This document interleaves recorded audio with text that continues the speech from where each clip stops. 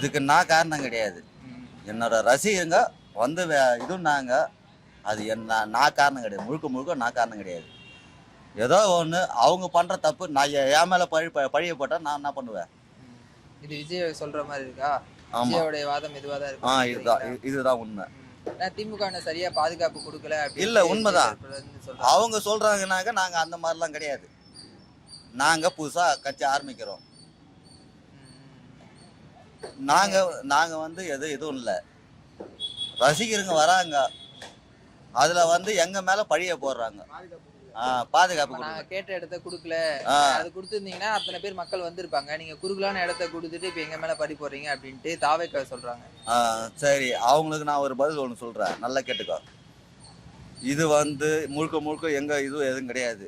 இது வந்து ஃபுல்லாக வந்து திமுக வந்து பண்ணுற ஒரு இது சதியா? சதி. இதுதான் உண்மை.